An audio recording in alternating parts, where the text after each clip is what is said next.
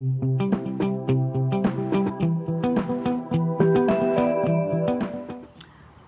à tous, alors on se retrouve pour une nouvelle vidéo sur les Oya cette fois. Ça fait longtemps que j'aurais dû faire cette vidéo et puis j'ai traîné et voilà, je me suis dit voilà, j'ai une journée libre. Donc du coup j'en ai profité pour assembler quelques petites Oya pour vous montrer comment les bouturer, dans quel substrat les mettre et comment les cultiver. Alors j'en ai énormément des Oya, alors elles sont beaucoup dans mon jardin, j'en ai très peu sur ma terrasse. Ah zut, si, il y en avait une qui était là-bas, je voulais vous la montrer. Bref. Alors, on va tout simplement commencer. C'est quoi une Oya? Alors, les Oya, c'est des épiphytes qui vivent dans les forêts tropicales. Elles proviennent généralement d'Asie. Donc, voilà, pour les gros collectionneurs, on sait tous où les trouver. Elles viennent de Thaïlande et tout ça. Mais en fait, la Thaïlande fait de l'import. Hein. Elle va les chercher en Birmanie, en Philippines et tout ça. Et elle les rassemble sur leur marché. Et c'est là où le marché européen fait son marché.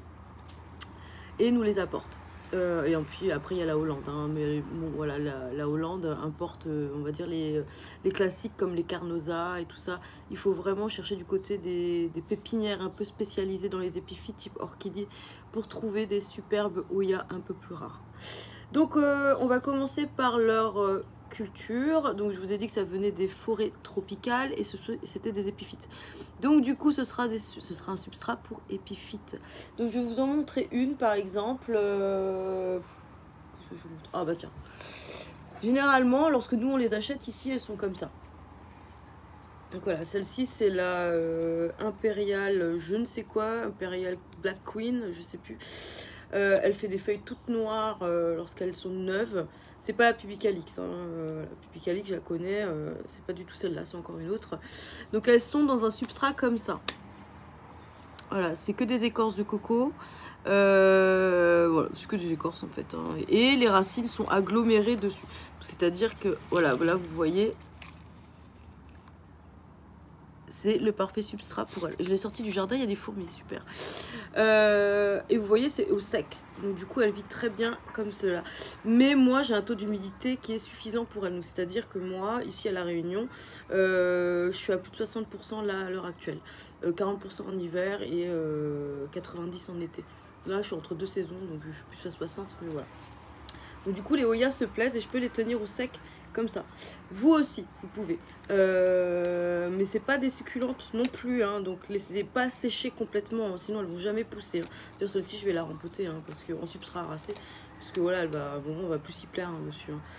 Donc du coup voilà, si vous les trouvez comme ça, si vous les achetez comme ça dans les pépinières spécialisées, c'est normal, ils les font pousser sous serre. Donc du coup c'est arrosé tout le temps, c'est brumisé tout le temps, c'est maintenu à 26 degrés.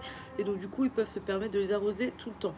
Vous, lorsque vous avez ça, c'est pas adapté forcément pour vos intérieurs. Moi quand je mets ça dans mon jardin, j'ai pas de souci, je vis sous une serre naturelle. Donc j'ai pas de problème avec ça. Vous, c'est pas le cas. Donc du coup, lorsque vous avez ce truc, ne dépotez pas votre plante. Laissez-la comme ça. Rempotez-la tout simplement dans un pot en terre cuite avec un mélange à base d'écorce et de terreau et de perlite. Voilà, c'est tout.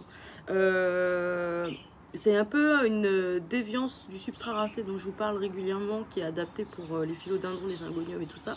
C'est un peu le même système, on part sur des épiphytes. Donc du coup, il faudra juste augmenter la proportion en écorce.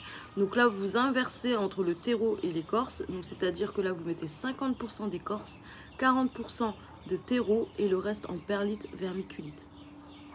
Lorsqu'il fait bien chaud, vous pouvez maintenir le dessus humide sans problème, mais par contre, lorsqu'il fait froid, il faut laisser sécher absolument. Lorsque les bords se décollent un petit peu du pot, vous verrez, le terreau va se rétracter, et bien là, vous pourrez arroser de nouveau. Sinon, n'arrosez pas, laissez-les, hein, elles ont souvent, voilà, elles n'aiment pas être noyées, elles ont...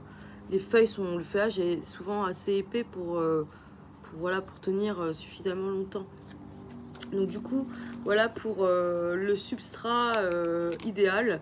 C'est un mélange entre des écorces, du terreau et de la perlite. Donc beaucoup de drainage, pas mal de rétention en humidité grâce au coco, mais qui draine aussi à la fois, et du terreau pour pouvoir maintenir le tout. Ce que vous pouvez faire aussi, c'est les mettre en pot terre cuite et sphène.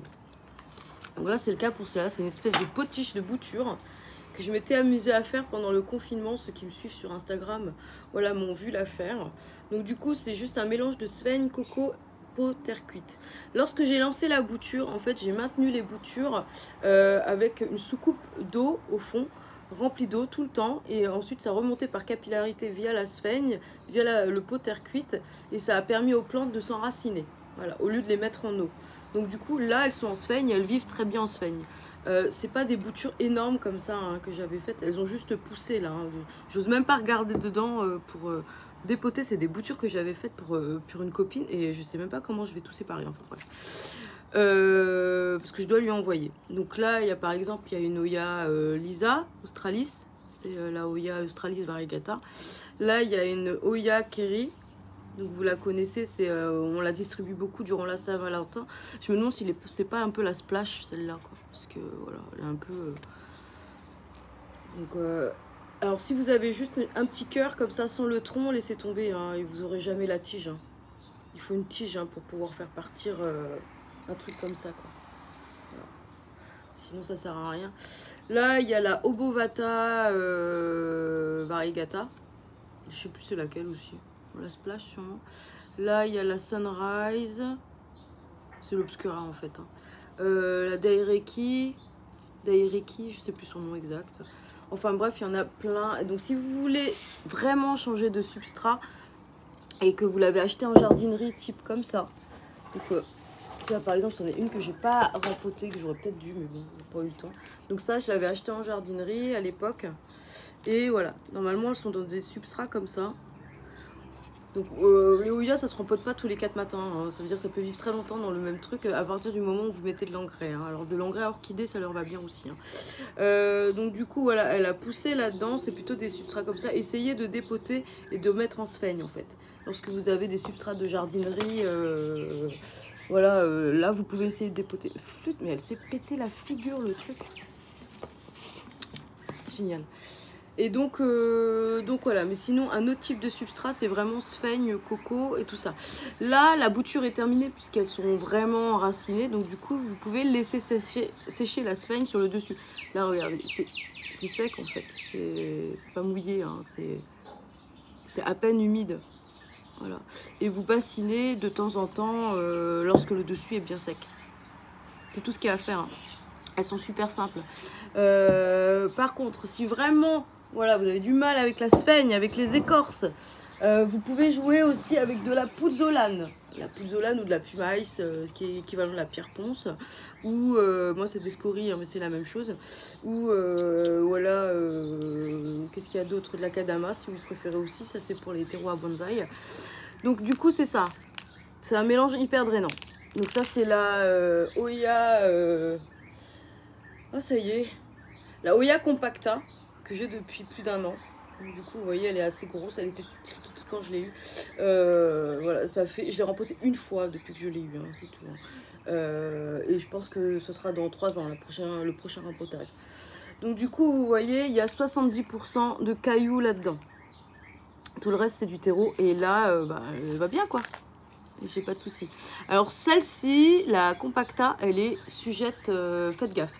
Faites gaffe parce que comme ces feuilles, elles sont très incurvées comme ça, traitez-la régulièrement avec du savon noir pour pas que les bestioles elles s'y logent. Parce que vraiment c'est très très difficile à traiter une fois qu'elles sont installées. Hein.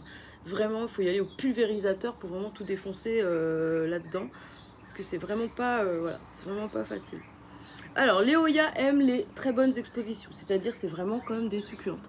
Donc, exposition indirecte, mais longtemps. C'est des plantes à floraison, elles font des fleurs, donc il faut plus de 10 heures par jour. Parce que la plus grande satisfaction quand on a une Oya, c'est de la voir fleurir. Bon, moi c'est mort pour le moment parce que j'étais en hiver, mais lorsqu'elles fleurissent, elles sont juste trop belles et elles sont magnifiques, elles sont très très bonnes. D'ailleurs, j'ai un autre pot en bouturage, regardez. C'est plus des boutures à ce stade. Hein. Donc là, par exemple, il y en a une un petit peu particulière, c'est la Pachiclada. Regardez, les feuilles, elles sont vachement épaisses. Vous voyez. Là, c'est la Cuni, je sais pas quoi. Bon, une qui est assez prolifique en fleurs. Toujours la Derieki, je sais pas quoi. Là, c'est la Crinkle 8. Je sais plus comment elle s'appelle là. Enfin, elle a 8 trous là dedans, c'est pour ça qu'on l'appelle la Crinkle 8. Toujours la Obovata, la Kerry. Donc voilà, elles sont vraiment très très faciles à vivre ces Oya. Moi je les adore en fait, parce que vraiment, voilà, que ce soit en sphaigne, en terreau, écorce, ou même en pouzzolane, en fait, tout leur va à partir du moment où vous les exposez bien en fait. Il n'y a vraiment pas de secret, je pense. C'est une plante à fleurs. Donc voilà, exposez-les près des fenêtres. Plus de 21 degrés, les températures aussi. Comme les succulentes, elles n'aiment pas le froid. Donc c'est des plantes tropicales, donc évitez de les mettre à 13-15 degrés parce que là vous êtes sûr de les flinguer. J'aborderai pas les maladies. Alors les maladies, il y en a plusieurs. Il peut y avoir des attaques fongiques dessus. Ça vous fait des gros petits points noirs dessus. C'est vraiment pas joli. Il faut couper absolument les feuilles et traiter au bicarbonate. Vous avez les brûlures aussi. Alors moi, ça m'arrive souvent parce que je les fous dehors. Donc du coup, j'ai parfois des petits problèmes de brûlure. Bah tiens, voilà une belle. Donc voilà. Ça c'est une brûlure par exemple. Ça c'est pas méchant, c'est juste que je l'ai un petit peu trop exposé. Donc du coup elle a cramé, mais bon, c'est une Oya quoi. Et lorsque voilà, il y a des trucs de légendes urbaines qui sont juste insupportables. Lorsqu'on vous dit qu'il faut attendre que ce soit complètement sec pour arroser, ce n'est pas vrai en été. N'attendez jamais que ce soit complètement sec en été. Sinon votre plante elle va crever en fait, hein. Vous la faites juste souffrir. Donc du coup en hiver c'est vrai. Par contre vous pouvez les laisser sécher un petit peu plus. Et par contre en été, non, à 30 degrés, il est hors de question que vous les laissez sécher. Vous imaginez, en été, dans les tropiques à 30 degrés, il pleut, c'est la mousson en fait en été là-bas chez nous quoi. Donc du coup il pleut tous les jours à 30. Par contre effectivement à 19, 20 degrés, c'est l'hiver chez nous. Donc du coup il pleut pas pendant presque 6 mois. Donc du coup oui, les plantes là elles supportent plus de sécheresse au moment là, lorsque les températures sont faibles. Donc voilà, j'espère vous avoir éclairci un petit peu sur la culture des Oya. Pour les engrais orchidées, osmocote, assez fort. Moi c'est du 19,910. Donc pour l'osmocote. Donc voilà. Et sinon engrais orchidées une fois par mois, ça suffit largement en période de croissance. Ça sert à rien en période de pas croissance. Voilà. Donc je vous fais des gros bisous. Et si vous avez des questions, bah, vous pouvez venir sur Instagram me les poser sur mon compte. Voilà, à bientôt!